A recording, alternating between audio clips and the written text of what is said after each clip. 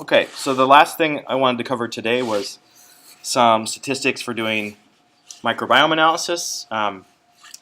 Those of you that might want to do this or want to use some of the statistics, even if it's for a different application, such as principal coordinates analysis or measures of alpha or beta diversity or ANOSIM or Mantel tests. These are all provided here.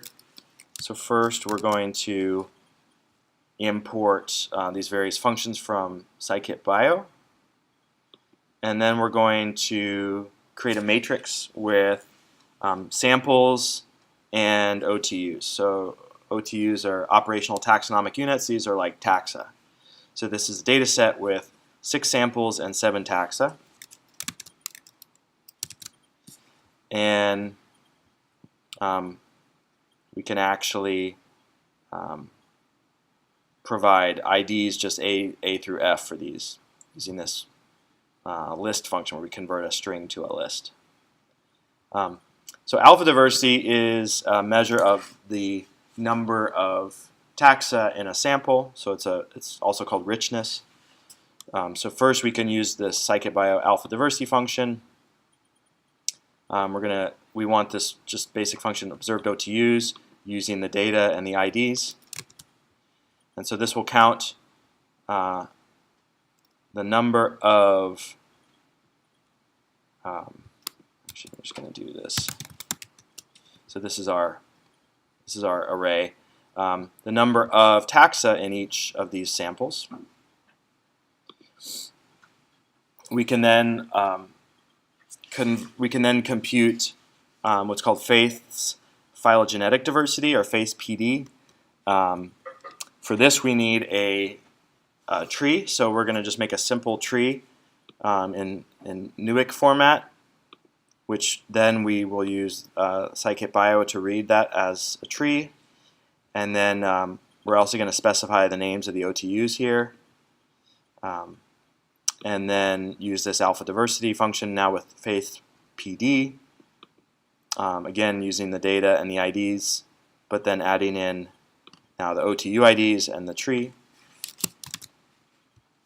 And this will give us a measure of phylogenetic diversity, which incorporates, or rather, yes, phylogenetically based alpha diversity. So how diverse are the samples, taking into account the distance, the taxonomic distance between the different taxa, or the genetic distance between the different taxa. So those are some tools that are provided by scikit-bio for doing different measures of alpha diversity. And there's a lot more that I didn't cover. There's also something called beta diversity, which is, as opposed to looking at how diverse is a single sample, beta diversity asks how different are two samples from each other based on the taxa that they contain. And this can either be using like Bray-Curtis distance, which is one beta diversity metric. It can also use something called, unifrac, which is a phylogenetic distance.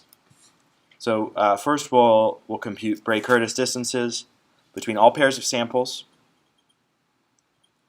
and we use the data and ID parameters to this beta diversity function, just like we did to alpha diversity. So this now gives us a distance matrix of sample A to sample every other sample, sample B to every other sample, etc. And you can see along the diagonal the distance is 0 because those are from one sample to itself. So this is a very simple example of calculating the Bray-Curtis distance between samples. Next we can compute unifrac distance. So this is unifrac is a phylogenetic beta diversity metric, and so we need the tree object that we generated above and the list of OTUs.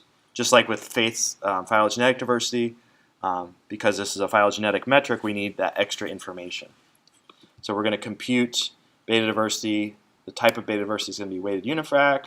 This is the data, the IDs, the tree, and the OTU IDs will create this object, which is a weighted unifrac distance matrix. So again, the idea is the same. It's an n by n matrix where n is the number of samples in the data set.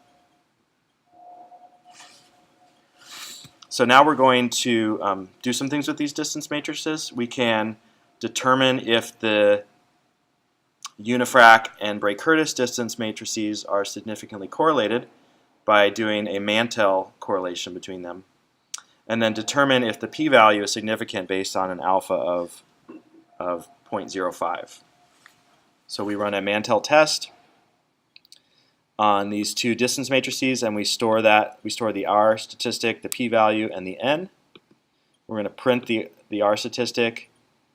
We're going to create an alpha value and then print whether the p-value is less than the alpha. So the correlation is quite high at 0.92, and the p-value,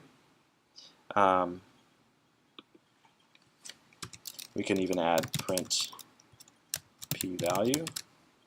P-value is 0.002, and that is less than 0.05. Next, we can do a principal coordinates analysis, or PCOA, on the weighted unifrac distance matrix. So a principal coordinates analysis is a dimensionality reduction method. It's like an ordination method that allows you to distill down this multi-dimensional matrix into 2 or 3 dimensions that you can visualize, and it captures most of the variation and maximizes separation between the samples. So we can just use this scikit biofunction PCOA on the weighted unifrac distance matrix, and this will generate, we can have a look at this.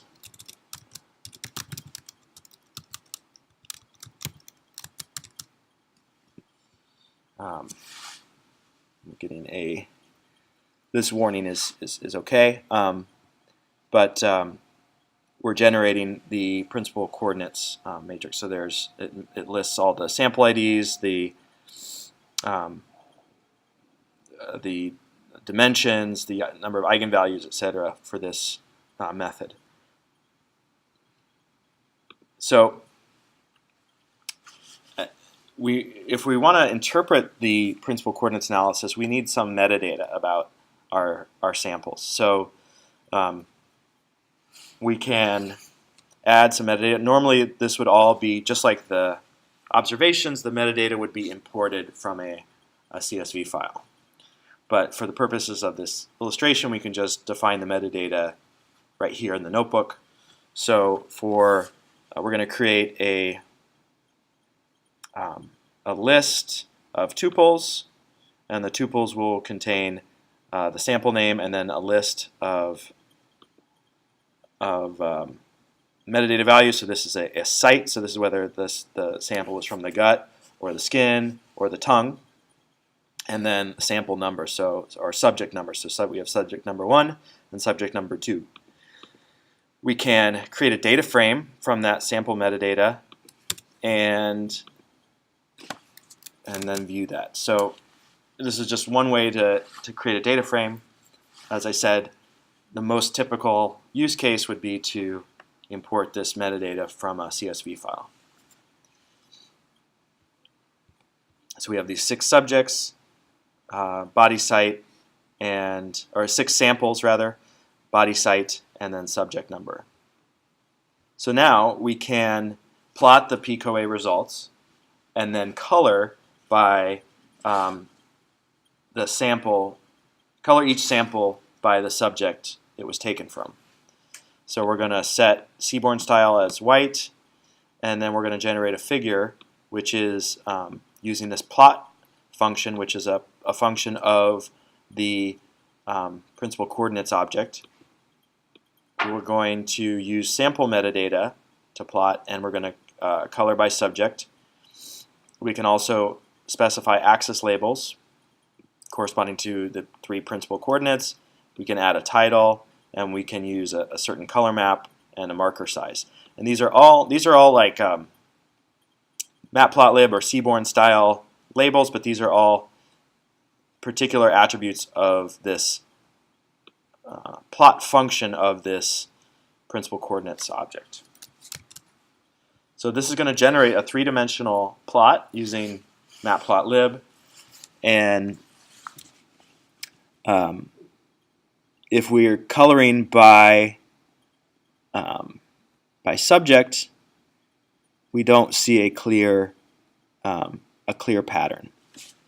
So what we're going to do is instead color the samples by the body site they were taken from and see if that gives us a clearer pattern. So we're going to do the same thing, but we're going to change this part here from subject to body site. And we can see that there's better clustering here. So the gut samples are a little bit far from each other, but the skin samples are quite close to each other, and the tongue samples are close to each other. So using this, using visually, we can maybe say just visually that body site is a stronger factor in determining the similarity of these microbiome communities to each other than subject is, right? Whether two samples look alike, it depends more on where they were taken from the person's body than the identity of that particular person. But we can quantify the strength of this grouping, and there's a number of ways to accomplish this. We're going to use a method called anisim to quantify the strength of the clustering and use these weighted unifrac distance, this unifrac distance matrix and sample metadata to do that. So first we're going to test the grouping of the samples by subject. So we're going to run anisim on the weighted unifrac distance matrix with this sample metadata, testing based on the subject identity. Remember, this we didn't see very good clustering in the three-dimensional plot, but we're going to look anyway, and we're going to set 999 permutations. So we can look at all of the results here, but we can also just look at the test statistic. So the test statistic has a value of negative 0.33, somewhat low, and the p-value is quite high.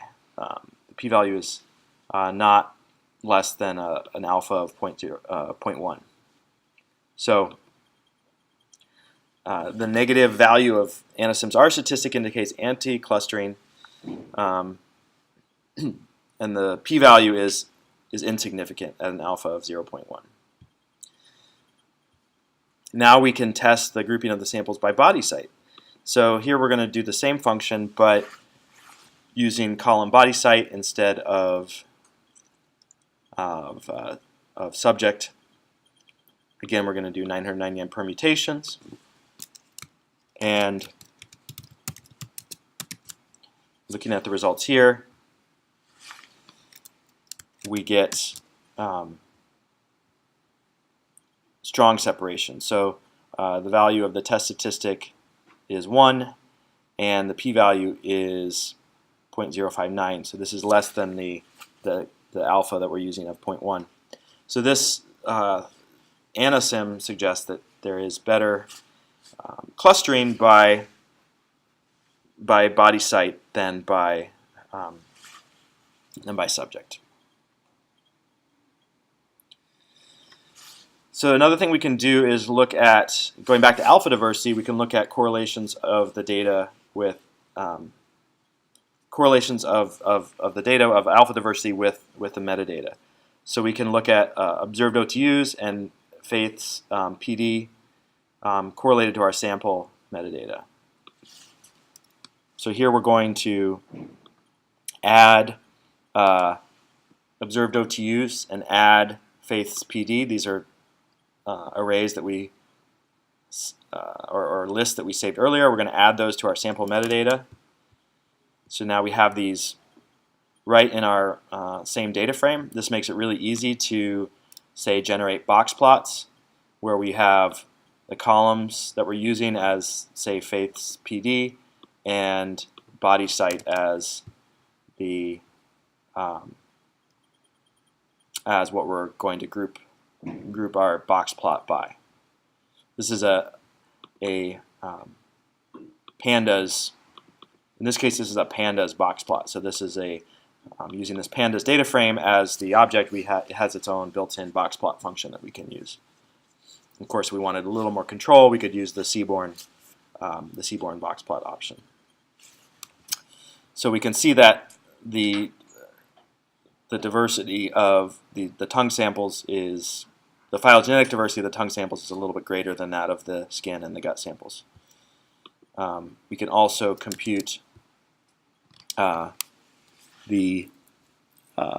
Spearman correlations between all pairs of columns. And we can see that we get pretty good agreement between the Faith PD and the observed OTUs distance matrices.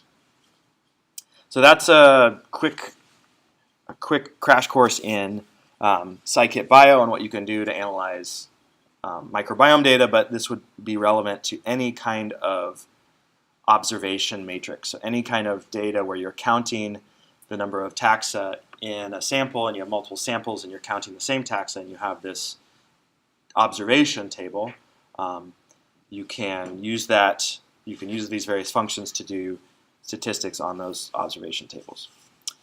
The last thing I wanted to mention is that if you decide that there's a function that you want to do that's not, you can't find a good way to do it in Python, you can do it in R.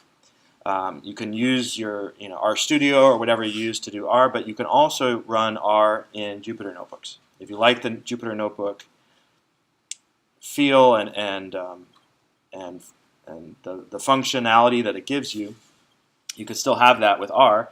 There's instructions here about how to set up an R kernel in Jupyter Notebooks and be able to run it that way. And in fact, I think Conda now supports R as well, so you can do Conda installations of R packages. And a lot of the things that we were doing in this course could be used with R if you find that there's something that you want to do that Python doesn't do as well as you'd like. So that's all for today. Yeah, please let me know if you have questions. And